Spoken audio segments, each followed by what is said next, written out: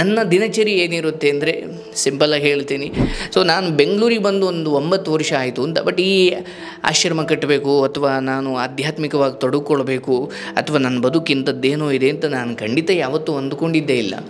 ಅಂದರೆ ಸ್ವಲ್ಪ ನಾನು ಹೆಚ್ಚು ಯಾರ ಜೊತೆನೂ ಅಷ್ಟು ಸೇರ್ತಿರ್ಲಿಲ್ಲ ಅಥವಾ ಹೆಚ್ಚು ಒಂದು ರೀತಿ ತುಂಬ ವೈಭವದ ಬದುಕೇ ನಂದಾಗಿರಲಿಲ್ಲ. ನನಗೆ ನಾವು ಬ್ಯಾಂಕರ್ ಆಗಬೇಕು ಅಥವಾ ನಾನು ಒಳ್ಳೆ ಹಾಡುಗಾರ ಆಗಬೇಕು ಇಂಥದ್ದೇನೋ ಆಸೆ ಇಟ್ಕೊಂಡು ಬೆಂಗಳೂರಿಗೆ ಬಂದವನು. ಈ ಮಧ್ಯೆ ನಾನು ಮನೆಯನ್ನು ಬಿಟ್ಟು ಒಂದು 6-7 ತಿಂಗಳು ಹೊರಗಡೆ ಇದ್ದೆ. ಅಂದರೆ ನೈಟ್ ಡ್ಯೂಟಿ ಮಾಡಬೇಕು ಅನ್ನೋ ಕಾರಣಕ್ಕೆ. ಆ ಸಮಯದಲ್ಲಿ ನಮ್ಮವ್ವನ್ನ ನೋಡ್ಲಿಕ್ಕೆ ನಾನು ಒಂದು ವಾರಕ್ಕೆ ಒಂದ್ಸಲಿ ಬರ್ತಾಯಿದ್ದೆ. ಆವಾಗ ನನಗೆ 8,000 ಸಂಬಳ ಕೊಡೋರು. ನಿನ್ನ ಮೊದಲೇ ಸಂಬಳ ಎಷ್ಟವ? ನಂದು 1,700 ಮೊದಲನೇ ಸಂಬಳ 1,700 ರೂಪಾಯಿ ಕೊಡೋರು ನಮಗೆ ಗಾರ್ಮೆಂಟ್ಸಲ್ಲಿ. ಅಂದರೆ ನೀನು ಯಾವಾಗಲೂ ಹಿಡ್ಕೊಂಬೇಡ, ಹಿಂಗೆ ಹಿಡ್ಕೊಂಡಿರು. ಮಾತಾಡ್ಬೇಕಾದ್ರೆ ಹಿಂಗೆ ಎತ್ಕೋ ಹಿಂಗೆ ಬಿಡು, ಹಿಂಗೆ ಎತ್ಕೋ ಹಿಂಗೆ ಬಿಡು, ಹಿಂಗೆ ಹಿಡ್ಕೊಂಡು ಹಿಂಗಿದ್ರೆ ಮಾತಾಡ್ಬೇಕಾದ್ರೆ ಹಿಂಗೆ ಎತ್ಕೋ ಬಿಡು, ಎತ್ಕೋ ಬಿಡು. ನೀನು ಹಿಂಗೆ ಎತ್ಕೋ ಹಿಂಗೆ ಬಿಡು ಅಷ್ಟೇ. ಪಕ್ಕ ಕೂತಿರ್ದಿರೋ ಮಾತೆ ಮಾಡ್ತೀನಿ.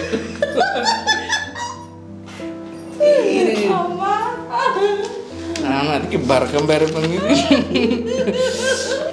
ಬರೀ ನಿನ್ನ ಬಗ್ಗೆನೇ ಕೇಳ್ತೀವಿ, ಒಂದಷ್ಟು ಹೇಳು ಆಯ್ತಾ? ಕೈ ಕರಡೆ ಇಕ್ಕವ ನನಗೆ. ಓಕೆ ಹೆಂಗಾಡಿ ಓಕೆ 10 ನಿಮಿಷಕ್ಕೆ ಮುಗಿಬೇಕಾದ್ರೆ ನೋಡಿ ಎಷ್ಟು ಸಮಯ ತಗೊಂಡು. ಒಂದೇ 10 ನಿಮಿಷ ಆಗೋಯ್ತು, ಇನ್ನು ಮುಗಿಯೋಕ್ಕೂ ತುಂಬ. ಓಕೆ, ಹರೇ ಕೃಷ್ಣ, ನಮಸ್ಕಾರ ಎಲ್ಲ ಅಧ್ಯಾತ್ಮ ಬಂಧುಗಳಿಗೂ. ನಾನು ಈ ಮುಂಚೆನೇ ಕಳೆದ ವಿಡಿಯೋದಲ್ಲಿ ಹೇಳಿದ್ದೆ, ಶನಿವಾರ ಅಂದರೆ ಮಾರ್ಚ್ 15 ನನ್ನ ಹುಟ್ಟುಹಬ್ಬ. ಸಾಮಾನ್ಯವಾಗಿ ಅದನ್ನು ಆಚರಣೆ ಮಾಡಿಕೊಳ್ತಕ್ಕಂತಹ ಸಂಪ್ರದಾಯ ನಮಗೆ ಬಂದಿಲ್ಲ. ಆಬ್ವಿಯಸ್ಲಿ ನಾವು ಹಳ್ಳಿಯಲ್ಲಿ ಬೆಳೆದಿದ್ದರಿಂದ ಅದರ ಬಗ್ಗೆ ನಮಗೆ ಅಷ್ಟೊಂದು ಭಾಳ ಫ್ಯಾಷನ್ ಇಲ್ಲ. ಆದರೆ ಕಳೆದ ಒಂದು 5-6 ವರ್ಷದಿಂದ ನಾನು ಜ್ಞಾನಾಶ್ರಮದ ಸೇವೆ ಮಾಡ್ತಾ ಜನರಿಗೆ ಸ್ವಲ್ಪ ಗುರುತಾಗಿರೋದ್ರಿಂದ, ಪರಿಚಯ ಆಗಿರೋದ್ರಿಂದ ಬರ್ತ್ಡೇಯನ್ನು ವಿಶೇಷವಾಗಿ ಸಂಭ್ರಮಿಸೋದು ಅಂತ ಏನಿಲ್ಲ, ವಿಶ್ ಮಾಡ್ತಾರೆ. ಸೊ ಹಾಗಾಗಿ ಬೆಳಗಿನಿಂದ ವಿಶ್ ಮಾಡಿದ ಎಲ್ಲರಿಗೂ ಕೂಡ ಧನ್ಯವಾದಗಳು. Thank you so much. ನಾನು ಅಮ್ಮನಿಗೆ ಈ ದಿನ ನಿಮ್ಮ ಜೊತೆ ಮಾತಾಡಿಸ್ಲಿಕ್ಕೆ ಬಹಳ ಖುಷಿ ಪಡ್ತೀನಿ. ಸೊ ಅವ್ರನ್ನ ಒಂದಷ್ಟು ವಿಚಾರಗಳನ್ನು ಕೇಳ್ತಾ ಹೋಗ್ತೀನಿ. ಅಮ್ಮನ ಬಗ್ಗೆ ನೀವು ಬಹುಶಃ ಇಂಟರ್ವ್ಯೂಗಳಲ್ಲಿ ನೋಡಿರ್ತೀರಿ. ಡಿಜಿಟಲ್ ಮಾಧ್ಯಮ ಇತ್ತೀಚೆಗೆ ಇಂಟರ್ವ್ಯೂ ಮಾಡಿತ್ತು. ಮತ್ತೊಮ್ಮೆ ಬರ್ತ್ಡೇ ವಿಶಸ್ಸನ್ನು, ಹುಟ್ಟುಹಬ್ಬದ ಶುಭಾಶಯಗಳನ್ನು ತಿಳಿಸಿದ ಎಲ್ಲರಿಗೂ ಧನ್ಯವಾದಗಳನ್ನು ಹೇಳ್ತಾ, ಅಮ್ಮನ ಹೆಸರು ಲಕ್ಷ್ಮಮ್ಮ ಅಂತ. ಇತ್ತೀಚೆಗೆ ಡಿಜಿಟಲ್ ಮಾಧ್ಯಮದವರು ಕೂಡ ಇಂಟರ್ವ್ಯೂ ಮಾಡಿದರು. ನನ್ನನ್ನು ಇಂಟರ್ವ್ಯೂ ಮಾಡಲಿಕ್ಕೆ ಬಂದಾಗ ಅಮ್ಮನನ್ನು ಕೂಡ ಮಾತಾಡಿಸೋ ಹೋಗಿದ್ದರು. ಅಮ್ಮನ ಹುಟ್ಟೂರು ಅವರೇ ಹೇಳ್ತಾರೆ. ಯಾವ ಊರವ ನಿಮ್ಮದು? ಅಜ್ಜನಹಳ್ಳಿ. ಎಲ್ಲಿ ಬರೋದು? ತಾಲೂಕು, ಮೈಸಂದ್ರ ಹೋಬಳಿ, ತುಮಕೂರು ಡಿಸ್ಟಿಕ್. ಅಜ್ಜನಹಳ್ಳಿ ಅಂದರೆ ನನ್ನ ಹೆಸರು ಮುಂದೆ ಶ್ರೀನಿವಾಸ ಅಜ್ಜನಹಳ್ಳಿ ಅಂತ ಇದೆಯಲ್ಲ, ಅದು ನಮ್ಮ ಅಜ್ಜಿ ಊರು. ಅಂದರೆ ನಮ್ಮ ಅಮ್ಮನ ಊರು. ನಿಮಗೆ ಗೊತ್ತಿರಲಿ, ನಮ್ಮಮ್ಮರಮ್ಮನ ಊರು ಅಂತ, ನಮ್ಮಜ್ಜಿ ಊರು ಅಂತ. ಸೊ ಅಜ್ಜನಹಳ್ಳಿಯಲ್ಲಿ ನಾನು ಬೆಳೆದಿದ್ದು. ನಮ್ಮವ್ವ ಓದಿರೋದು ಎಷ್ಟನೇ ಕ್ಲಾಸ್ ಅವ? ಅಯ್ಯೋ 1ನೇ ಕ್ಲಾಸು ಇಲ್ಲ, ಪೂರ್ತಿ ಹತ್ರ ಇಟ್ಕೊಂಬೈಕ.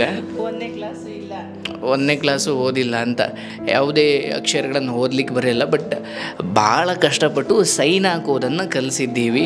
ನಮ್ಮ ಅಜ್ಜಿ ಕೂಡ ಅಷ್ಟೇ. ನಾನು ಊರಲ್ಲಿದ್ದಾಗ ನಮ್ಮ ಅಜ್ಜಿಗೆ ಸೈನ್ ಹಾಕೋದು ಕಲಿಸಿದ್ದೆ. ಇಲ್ಲಿಗೆ ಬಂದಾಗ ನಮ್ಮ ಅವನಿಗೆ ಸೈನ್ ಹಾಕೋದು ಕಳಿಸಿದ್ದೀನಿ. ಫ್ಯಾಕ್ಟ್ರಿ ಗಾರ್ಮೆಂಟ್ಸ್ಗೆ ಹೋಗ್ಬೇಕಾದ್ರೆ ನಮ್ಮ ಪೇಮೆಂಟ್ ನೀಡೋರಲ್ಲ ನಮ್ಮ ಬಾಸು, ಅವರು ಪೇಮೆಂಟ್ ಕೊಡಬೇಕಾದ್ರೆ ಸೈನ್ ಹಾಕಿಸ್ಕೊಳ್ಳೋರು. ಆವಾಗ ಲಕ್ಷ ಅಂತ ಹಾಕ್ಬಿಟ್ಟು ಬಂದ್ಬಿಡೀನಿ. ಏನೋ ಒಂದು ಹಾಕಿ ಪೇಮೆಂಟ್ ಇಸ್ಕೊಂಡು ನನ್ನಿಂದ ಎಷ್ಟೊಂದು ಜನ ಕ್ಯೂ ನಿಂತಿರೋರಲ್ಲ ಪೇಮೆಂಟ್ ಇಸ್ಕೊಳ್ಳೋಕ್ಕೆ. ಲಕ್ಷ್ಮಮ್ಮ ಹೋಗಿ ಲಕ್ಷಮ್ಮ ಆಗೋದು. ಅಂದರೆ ಆ ಮಾವತ್ತು ಕೊಡೋದು ಮರೆತು ಬಿಡ್ತಾಯಿದ್ರು. ಲಕ್ಷ್ಮಮ್ಮ ಹೋಗಿ ಲಕ್ಷಮ್ಮ ಆಗಿರೋದು ಅಂತ. ಅಂದರೆ ನಿಮಗೆ ಗೊತ್ತಿರಲಿ, ಎಷ್ಟನೇ ವಯಸ್ಸಿಗೆ ನಿಮಗೆ ಮದುವೆ ಆಗಿದ್ದು? 15ನೇ ವಯಸ್ಸಿಗೆ. ನೀವು ಕಾರ್ಯಕ್ರಮದಲ್ಲಿ ಕೇಳಿರ್ತೀರಿ 14-13 ವಯಸ್ಸಿಗೆಲ್ಲ ಮದುವೆ ಆದವರಿದ್ದಾರೆ.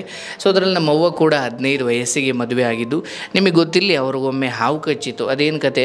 ಅದು ಮೇಕೆ ಕಾಯಿಸಕ್ಕೆ ಮೇಕೆ ನಮ್ಮಪ್ಪ ನಮ್ಮ ತಂದೆ ಮರಿ ವ್ಯಾಪಾರ ಮಾಡೋರು. ಅಂದರೆ ಯಾವಾಗ ಮರಿ ವ್ಯಾಪಾರ ಮಾಡುವಾಗ ದಿನಕ್ಕೆ ಒಂದೊಂದು ಥರ ಆಡ್ತಾರೆ ನಮ್ಮಪ್ಪ. ಅವನ್ನ ಮೇಯ್ಸಕ್ಕೆ ಹೊಲ್ದಾಗ ಹೊಡ್ಕೊಂಡೋಗಿನಿ. ಅದು ನಮ್ಮ ಮನೇಲೇನು ಜಾಸ್ತಿ ಕಳಿಸ್ತಾ ಇರಲಿಲ್ಲ. ನಮ್ಮಮ್ಮ ನಮ್ಮ ಚಿಕ್ಕಪ್ಪತಿರಿದ್ರು, ನಮ್ಮ ಅಜ್ಜಿ ಎಲ್ಲ ಇದ್ದರು. ಅವತ್ತಿನ ದಿವಸ ನಮ್ಮ ಅಜ್ಜಿ ಎಲ್ಲೋ ಹೋಗಿದ್ರು, ನಮ್ಮ ಅಜ್ಜಿದ ಅವ್ರ ಮನೆಗೇನೋ ಹೋಗಿದ್ರು. ಆದರೆ ನಮ್ಮಮ್ಮ ರಾಗಿ ಅವಾಗ ಮಿಷಿನ್ ಇರಲಿಲ್ಲ, ಮರದಲ್ಲಿ ಮಾಡೋರು. ರಾಗಿ ಮಾಡ್ತಾಯಿತ್ತು, ಅಡುಗೆ ಮಾಡಿಟ್ಬಿಟ್ಟು ರಾಗಿ ಮಾಡಿದಂಗೆ ತುಂಬ ನಿದ್ದೆ ನಿದ್ದೆ ಬರ್ತೈತೆ. ನಾನು ಮನಿಕೊಂಬೇಕು ಅಂದರೆ ಮನೇಲಿ ಮನ್ಗಕ್ಕೆ ಬಿಡ್ತಾರ. ಆಡು ಅವರೇ ಗಿಡ ಹೊಲ್ಗಾಲ ಗರಿ ಮೇಯೋ ಕಾಲ ಅಂತ ಆ ಗರಿ ಮೇಯ್ಸಿದ್ರು ಹೊಲ್ದಕ್ಕೆ ಹೋಗು ಅಂತ ಕಳಿಸಿದ್ರು. ತುಂಬ ನಿದ್ದೆ ಬರ್ತಿತ್ತು. ಅಲ್ಲಿ ಹೋಗಿ ಹೊಲ್ದೊಳಗೆ ಹಸ್ರೊಳದೊಳಗೆ ಮನಗಿದೆ. ಈ ಮ್ಯಾಕೆ ಏನು ಗರಿ ಮೇಯ್ತಿರ್ಲಿಲ್ಲ, ಬರೀ ಅವರೇ ಗಿಡ ತಿನ್ನೋದು. ಅವರೇ ಗಿಡ ಇನ್ನೇನು ಹೂವು ಆಗೋದು ಟೈಮು ಬರೀ ಅವರೇ ಗಿಡ ತಿಂದರೆ ಇದಾಯ್ತದ ಅಂತ ನಮ್ಗೆ ಬಂದು ಬೈತಾರೆ ಅಂತ ನಾನೇನು ಮಾಡಿದೆ, ಕಟ್ಟಾಕ್ಬಿಟ್ಟು ಮನೆಗೋಗಿ ಮನಿಕೊಂಡ್ಬಿಡ್ಬೇಕು ಅಂದ್ಬಿಟ್ಟು ಹೋಗಿ ಒಂದು ದಪ್ಪದೊಂದು ಕಡ್ಡಿ ಕಟ್ಟಾಕಲ್ಲ ಅಂತ ಹೋಗಿದ್ದೆ. ಹಾವು ಹಿಡ್ಕೊಂಡ್ಬಿಟ್ಟಿದ್ದೀನಿ. ಬೇಲಿ ಅಂತ ಹಾವನ್ನೇ ಹಿಡ್ಕೊಂಡ್ರು. ಬೇಲಿ ಕಟ್ ಮಾಡಿದ್ರು. ಯಾವ ಹಾವು? ನಾಗರಾವು.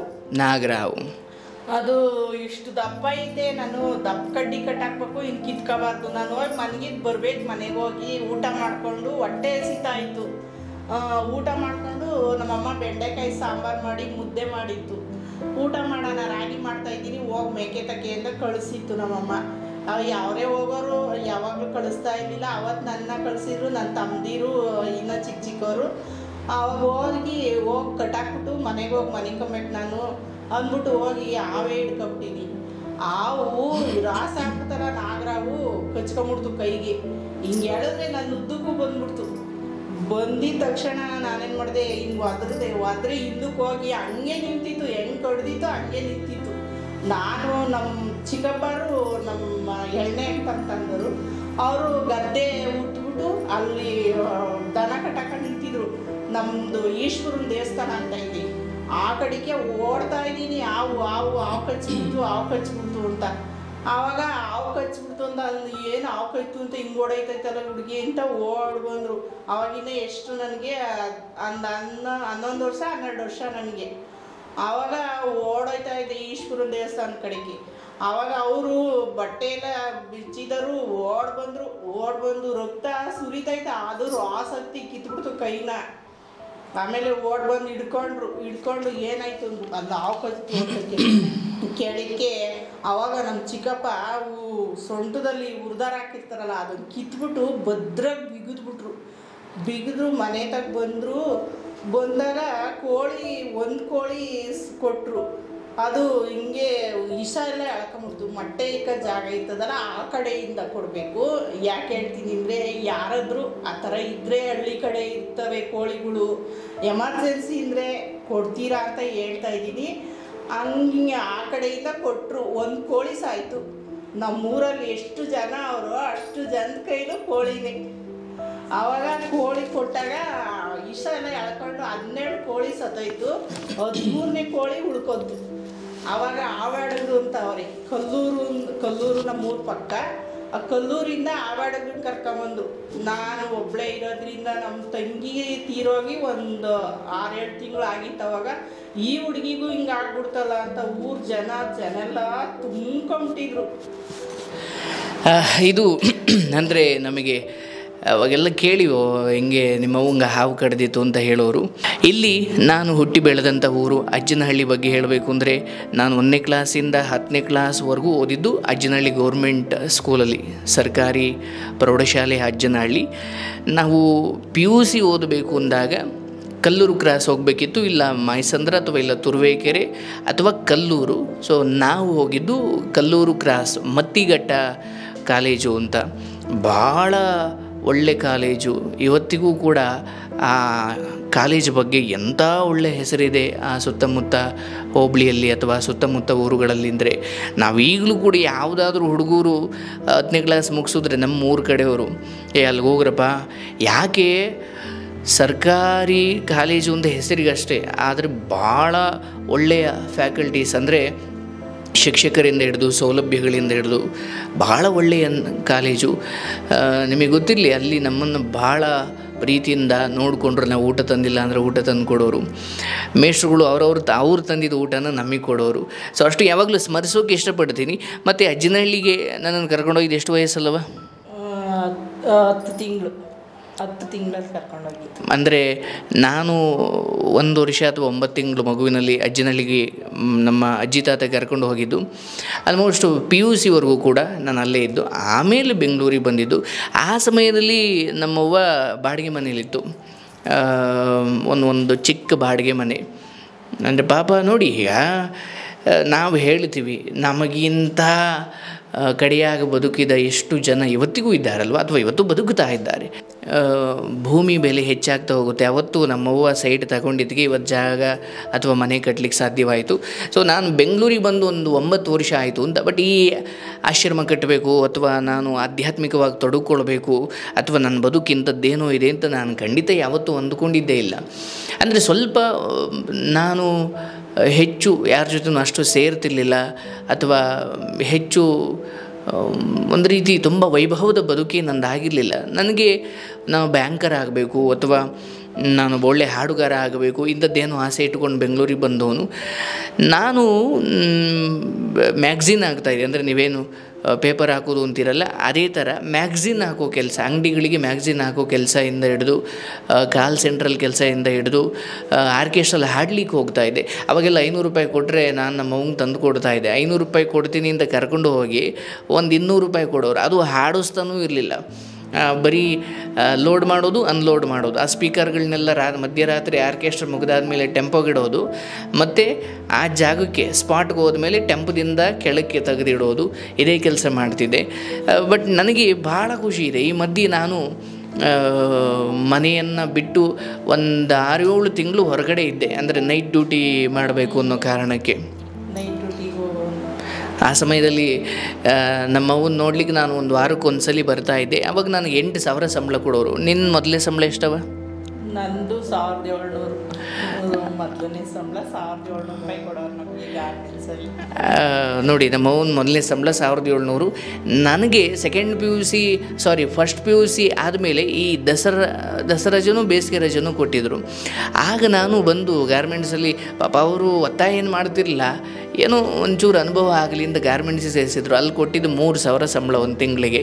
ಅದೇ ನನ್ನ ಜೀವನದಲ್ಲಿ ನೋಡಿದ್ದು ಮೊದಲನೇ ಸಂಬಳ. ಅದೇ ತುಂಬ ಖುಷಿ ಕೊಟ್ಟಿದ್ದು ನನಗೆ. ನನ್ನ ಮಗ ನನಗೆ ಯಾವತ್ತು ಯಾರೋ 1 ರೂಪಾಯಿ ಕೊಟ್ಟಿದ್ದು ಇದಿರ್ಲಿಲ್ವಲ್ಲ, ನಾನೇ ದುಡ್ದು ನಾನೇ ಎಲ್ಲ ಮಾಡ್ಕೊಂಡಿನಲ್ಲ, ನನ್ನ ಮಗ ಇಷ್ಟ ಆದರೂ ದುಡ್ಡು ಕೊಟ್ಟನಲ್ಲ ಅಂತ ತುಂಬಾ ಖುಷಿಪಟ್ಟೆ ನಾನು ಅವತ್ತು. 3,000 ಕೊಟ್ಟಿದ್ದೀನಿ, ನನಗೇನೋ 3 ಲಕ್ಷ ಕೊಟ್ಟಷ್ಟು ಖುಷಿ ಆಗೋಯ್ತು. ಹೌದು. ಆಗ ಆ ಸಮಯದಲ್ಲಿ ಪಾಪ ನಮ್ಮವ್ವ ಚಿಕ್ಕ ಪುಟ್ಟ ಚೀಟಿ ಕಟ್ಟಿಕೊಂಡು ಏನೋ ನಾಳೆ ಒಂದು ಮನೆ ಕಟ್ಟಬೇಕು, ಏನೋ ಒಂದು ಸೈಡ್ ತಗೊಂಡಿದ್ದೀವಿ, ಕಷ್ಟ ಸುಖನೋ. ಈ ಸಮಯದಲ್ಲಿ ನಮ್ಮ ಮಾವ ಅವರು, ನಮ್ಮ ಅಜ್ಜಿ ತಾತ ಅವ್ರನ್ನೆಲ್ಲ ನಾವು ನೆನೆಸ್ಕೊಳ್ಬೇಕು. ಯಾಕಂದರೆ ನೋಡಿ, ಬಹುಶಃ ಮನುಷ್ಯ ಬೆಳೀತಾ ಒಂದು ಹಂತಕ್ಕೆ ಬಂದಾದಮೇಲೆ ಸಂಬಂಧಗಳನ್ನು ಮರೆಯುವಂತಹ ಕಾಲ. ಅಂಥದ್ರಲ್ಲಿ ಇವತ್ತಿಗೂ ಅಷ್ಟೇ. ಈಗ ನನಗೆ ಇತ್ತೀಚೆಗೆ ನಿಮ್ಮೆಲ್ಲರಿಗೂ ಗೊತ್ತಿರಬೇಕು, ಬದುಕಲ್ಲ ಅನ್ನೋ ಸ್ಥಿತಿಗೆ ಹೋಗಿ ಅಪೆಂಡಿಕ್ಸ್ ಆಗಿತ್ತು, ಏನೇನೋ ನಡೆದು ಹೋಗಿ ಇಲ್ಲ ಬದುಕಲ್ಲ ಅನ್ನೋ ಸ್ಥಿತಿಯಲ್ಲಿ ಊರಲ್ಲೆಲ್ಲ ಅಂದ್ಕೊಂಡಿದ್ರು, ಇನ್ನು ಹುಡುಗ ಬದುಕಲ್ಲ ಅಂತ. ಆ ಸಮಯದಲ್ಲಿ ನನ್ನ ಕಾಪಾಡಿಕೊಂಡು ಅಷ್ಟೆಲ್ಲ ಒದ್ದಾಡಿಕೊಂಡು ಬಂದಿದ್ದು ನಮ್ಮ ಮಾವರು, ಅಜ್ಜಿ ತಾತ. ಇವತ್ತಿಗೂ ನಾವು ಮಾತೆತ್ತಿದ್ರೆ ಅಜ್ಜಿ ತಾತ ಅಂತ ಯಾಕೆ ಹೇಳ್ತೀವಿ ಅಂದರೆ, ಭಗವಂತನನ್ನು ಸ್ಮರಣೆ ಮಾಡೋದು ಎಷ್ಟು ಮುಖ್ಯವೋ, ನಿಮ್ಮನ್ನು ಬೆಳೆಸಿ ನಿಮಗೆ ಅಷ್ಟೋ ಇಷ್ಟು ಸೌಲಭ್ಯವನ್ನು ಕೊಟ್ಟು ಯಾರ ಮುಂದಿನೂ ಕೈ ಚಾಚಿದ ಹಾಗೆ ನಿಮಗೆ ಅನ್ನ ನೀರು ಕೊಟ್ಟು ಬೆಳೆಸೋದ್ರಲ್ಲ, ಅವರನ್ನು ಸ್ಮರಣೆ ಮಾಡಬೇಕು.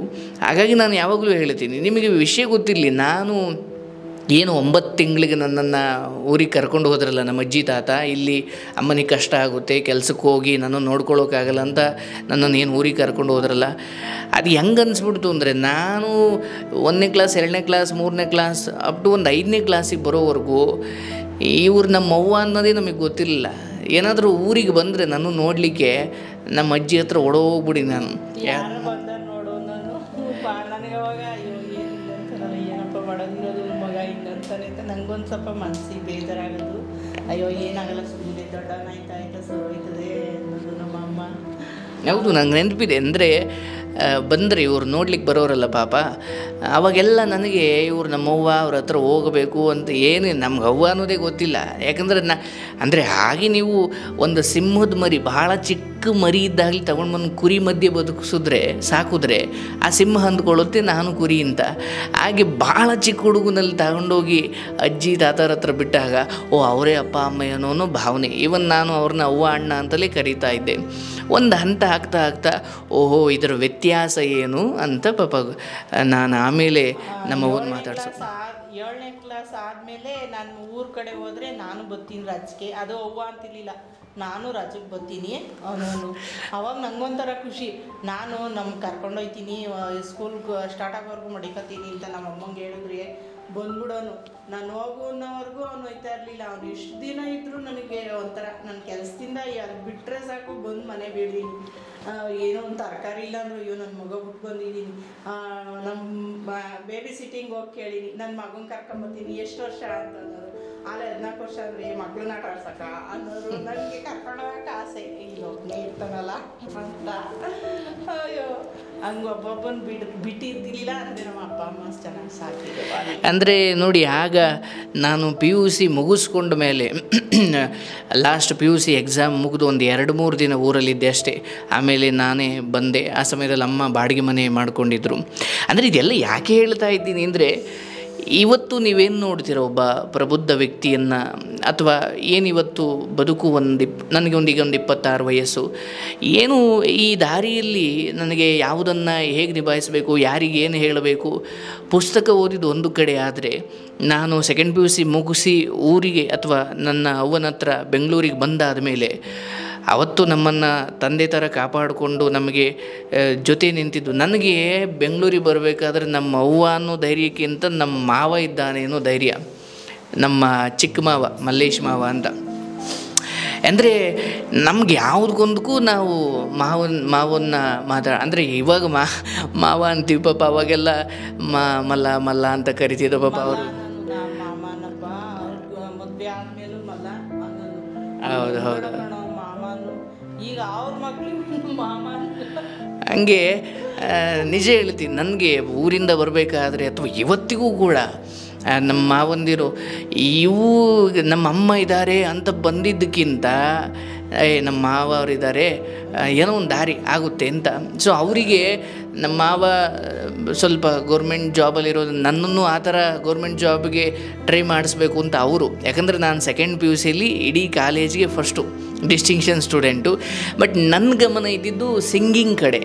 ನಾನೇನೋ ಸಾಧಿಸಬೇಕು, ಅಥವಾ ನಾನು ಬ್ಯಾಂಕರ್ ಆಗಬೇಕು, ಹಾಳಾಗೋಲಿ ಸಿಂಗರ್ ಆಗಬೇಕು, ಇಂಥದ್ದೇನೋ ಆಸೆ.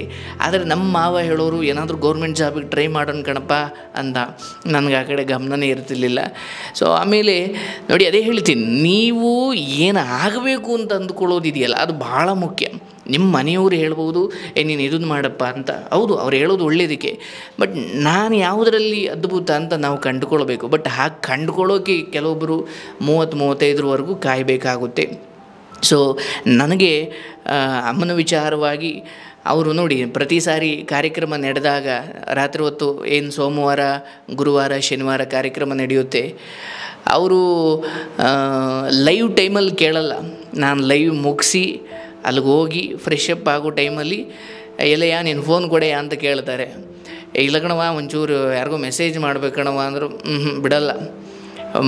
ಫೋನ್ ಈಸ್ಕೊಂಡು ಹೋಗಿ ಮಲ್ಕೊಳ್ತಾರೆ. ಅಂದರೆ ಲೈವ್ ಆಗಿ ನೋಡ್ಲಿಕ್ಕೆ ಶುರು ಮಾಡ್ತಾರೆ. ಅದು ನಾನು ಬಿಡಪ್ಪ ನೋಡ್ಕೊಳ್ಳಿ ಅಂದರೆ ಇನ್ನೂ ಒಬ್ಬರು ಕತೆ ಮುಗ್ದಿರಲ್ಲ ಅಲ್ಲೇ ಅಂತ ಗೊರಕೆ ಹೊಡಿತಾ ಇರ್ತಾರೆ. ಅದು ನಾನು ನಿದ್ದೆ ಹೋದರೆ ಆ ಫೋನ್ ಬೆಳಗ್ಗೆವರೆಗೂ ಬಡ್ಕೊತಾ ಇರೋದೆ. ಮತ್ತು ಬೆಳಗ್ಗೆ ಭಗವದ್ಗೀತೆ ತರಗತಿಗೆ ಇದ್ದಾಗ ಫೋನಲ್ಲಿ ಚಾರ್ಜೇ ಇರಲ್ಲ. ಹಂಗೆ ನಾನು ಬಂದಿದ್ದಂಗೆ ತಗೊಂಡು ಲೈವ್ ಎಲ್ಲ ನೋಡ್ತಾ ಇರ್ತೀನಿ. ಅದು ಚಾರ್ಜರ್ ನೋಡಿರಲ್ಲ, ಅದು ಸ್ವಿಚ್ ಆಫ್ ಆಗಿರ್ತದೆ. ಅಲಾರಾಮ್ ಆಗಿಲ್ಲ ಅಂದರೆ ಇವನು ಎದ್ದೋಳೋದೇ ಇಲ್ಲ. ಹೌದು. ಹಾಗಾಗಿ ನನ್ನ ದಿನಚರಿ ಏನಿರುತ್ತೆ ಅಂದರೆ ಸಿಂಪಲಾಗಿ ಹೇಳ್ತೀನಿ, ಬೆಳಗ್ಗೆ 5:15 ಭಗವದ್ಗೀತೆ ತರಗತಿ ಇರೋದರಿಂದ ಒಂದು 5 ಗಂಟೆಗೆ ಎದ್ದು ಹೇಳ್ತೀನಿ. 5 ಗಂಟೆಗೆ ಎದ್ದು ಎಲ್ಲ ನಿತ್ಯ ಕರ್ಮಗಳನ್ನು ಮುಗಿಸಿ ಚೆನ್ನಾಗಿ ನೀರು ಕುಡಿತೀನಿ ಬೆಳಗ್ಗೆ. ಮತ್ತು ಮೇಲೆ ಬಂದು ಸ್ವಲ್ಪ ಹೊತ್ತು ಧ್ಯಾನ ಮಾಡಿ ತರಗತಿ ಕೂತ್ಕೊಳ್ತೀನಿ. ಒಂದು 6:30ಗೆ ತರಗತಿ ಮುಗಿಯುತ್ತೆ ಮತ್ತು ಒಂದು 7:30ವರೆಗೂ ಒಂಚೂರು ಎಡಿಟಿಂಗ್ ಇರುತ್ತೆ ಅಥವಾ ಓದ್ಕೊಳ್ಳೋದಿರುತ್ತೆ. ಬೆಳಗ್ಗೆ ಹೊತ್ತು ಸ್ವಲ್ಪ ಓದಲಿಕ್ಕೆ ಅಂತ ಸಮಯ ಕೊಡ್ತೀನಿ. ಮತ್ತು 7:30ಯಿಂದ ಒಂದು 8 ಗಂಟೆವರೆಗೂ ಅಮ್ಮನ ಜೊತೆ ಇರ್ತೀನಿ. 8 ಗಂಟೆಯಿಂದ ಒಂದು 11 ಗಂಟೆವರೆಗೂ ವರ್ಕೌಟ್ ಜಿಮ್ಗೆ ಹೋಗ್ತೀನಿ.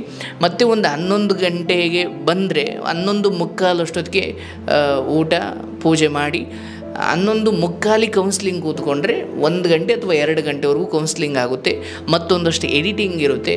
ಮತ್ತೊಂದು 3 ಗಂಟೆ ಕೆಳಗೆ ಹೋಗಿ ಊಟ ಮಾಡಿ ಒಂದು 4:15 ಹಂಗೆ ಓದ್ಲಿಕ್ಕೆ ಕೂತ್ಕೊಂಡ್ರೆ ಒಂದು 7 ಗಂಟೆ ತನಕ ಓದೋದಿರುತ್ತೆ. ಮತ್ತು 7:30 ಕೆಳಗಡೆ ಹೋಗಿ ಊಟ ಮಾಡಿ 8 ಗಂಟೆಗೆ ಲೈವಿಗೆ ಕೂತ್ಕೊಂಡ್ರೆ 11 ಗಂಟೆ 10:45 ಲೈವ್ ಮುಗಿಯುತ್ತೆ. ಆಮೇಲೆ ಹೋಗಿ ಮಲ್ಕೊಳ್ಳೋದು. ಅಷ್ಟೊತ್ತಿಗೆ ನಮ್ಮವ್ವ ಮಲಗೇ ಇರುತ್ತೆ, ಇಲ್ಲ ಕಾರ್ಯಕ್ರಮ ನೋಡಬೇಕು ಅನ್ನೋ ಕಾರಣಕ್ಕೆ ಎದ್ದಿರುತ್ತೆ ಅಥವಾ ಮಲಗಿರುತ್ತೆ. ಸೊ ಇದು ನನ್ನ ದಿನಚರಿ ಆಗಿರುತ್ತೆ. ಸೊ ಹಾಗಾಗಿ ನನ್ನ 2ನೇ ಚಾನಲಲ್ಲಿ ದಯವಿಟ್ಟು ಸಬ್ಸ್ಕ್ರೈಬ್ ಮಾಡ್ಕೊಳ್ಳಿ. ಇನ್ನು ಮುಂದೆ ನಾನು ಅಮ್ಮನ ಜೊತೆ ಆಗಾಗ ಒಂದೊಂದು ವೀಡಿಯೋ ಹಾಕೋ ಪ್ರಯತ್ನ ಮಾಡ್ತೀನಿ. ಸೊ ಬರ್ತ್ಡೇ ಪ್ರಯುಕ್ತ ಇಷ್ಟು ಚಿಕ್ಕ ವೀಡಿಯೋ, ಚಿಕ್ಕದೇನು ದೊಡ್ಡ ವೀಡಿಯೋನೇ ಆಯಿತು. ಸೊ ಇನ್ನೂ ನಮ್ಮ ಕುರಿತು ಅಂದರೆ ಪರ್ಸ್ನಲ್ಲಾಗಿ ತುಂಬ ಹೇಳ್ಕೊಳ್ಳೋಕೆ ಅಷ್ಟು ಇಷ್ಟಪಡಲ್ಲ. ಬಟ್ ಈಗ ಕಡೆದಾಗ ಏನಾದರೂ ಹೇಳ್ತೀನವ? ಹಬ್ಬದ ಶುಭಾಶಯಗಳು ಎಲ್ಲರಿಗೂ ನಮಸ್ಕಾರ. ಕಳೆದ ಒಂದು 5 ವರ್ಷ ಆಯಿತು ನಾನು ಈ ಆಶ್ರಮ ಕನಸು ಕಟ್ಟಿ ಅದರ ಸೇವೆ ಮಾಡ್ತಾ, ಆ ಮೂಲಕ ಏನೋ ಒಂದೊಳ್ಳೆ ವಿಚಾರದಲ್ಲಿ ತೊಡಗಿಸ್ಕೊಳ್ಬೇಕು ಅಂತ, ಏನೋ ಮಹದುಪಕಾರ ಅಂತ ನಾನು ಹೇಳಲ್ಲ. ಬಟ್ ನನ್ನನ್ನು ನಾನು ಒಳ್ಳೆಯದರಲ್ಲಿ ತೊಡಗಿಸ್ಕೊಂಡು ಜೊತೆಗೆ ಅದರಿಂದ ಹೇಗೆ ಒಂದು ದೀಪವನ್ನು ಹಚ್ಚಿದಾಗ ಆ ದೀಪ ಅನೇಕರಿಗೆ ಬೆಳಕು ಕೊಡುತ್ತೋ, ಹಾಗೆ ನಾನೊಂದು ದೀಪವಾದಾಗ ಈ ದೀಪ ಅನೇಕ ಕತ್ತಲೆಯ ಬದುಕನ್ನು ಬೆಳಕಾಗಿಸೋದರಲ್ಲಿ ಉಪಕಾರ ಮಾಡ್ಬೋದೇನೋ ಅನ್ನೋ ಒಂದು ನಂಬಿಕೆ. ಮತ್ತೊಮ್ಮೆ ಎಲ್ಲರಿಗೂ ಕೂಡ ಧನ್ಯವಾದಗಳನ್ನು ಹೇಳ್ತಾ, ಹುಟ್ಟುಹಬ್ಬದ ಶುಭಾಶಯಗಳನ್ನು ತಿಳಿಸಿದ ಸಮಸ್ತ ವೀಕ್ಷಕ ಬಂಧುಗಳಿಗೂ ನನ್ನ ನಮಸ್ಕಾರಗಳು. ಹಾಗೂ ಈ ಜ್ಞಾನಾಶ್ರಮದ ಮೂಲಕ ಈ ಸೇವೆ ಮಾಡಲಿಕ್ಕೆ ಅವಕಾಶ ಕೊಟ್ಟ ಭಗವಂತನಿಗೆ ವಂದಿಸುತ್ತಾ, ಗುರು ಹಿರಿಯರು ತಂದೆ ತಾಯಿಗಳಿಗೆ ಹಾಗೂ ಸಾಕಿ ಸಲಹಿದ ಹಾಗೂ ಸಮಸ್ತ ವೀಕ್ಷಕ ವರ್ಗಕ್ಕೆ ನನ್ನ ನಮಸ್ಕಾರಗಳನ್ನು ತಿಳಿಸ್ತಾ, ಅಧ್ಯಾತ್ಮ ಬಂಧುಗಳಿಗೆ ನಮಸ್ಕಾರ. ಎಲ್ಲ ಒಳ್ಳೆಯ ವಿಚಾರಗಳು ನಿಮ್ಮ ಬದುಕನ್ನು ತಲುಪಲಿ. ಎಲ್ಲೆಲ್ಲಿ ಒಳ್ಳೆಯದು ಕಾಣುತ್ತೋ ಎಲ್ಲರಿಗೂ ಸಪೋರ್ಟ್ ಮಾಡಿ. ಮತ್ತೆ ಸಿಗೋಣ. ಶುಭವಾಗಲಿ, ಎಲ್ಲರಿಗೂ ಒಳ್ಳೆಯದಾಗಲಿ. ಹರೇ ಕೃಷ್ಣ. ಒಳ್ಳೆಯದಾಗಲಿ.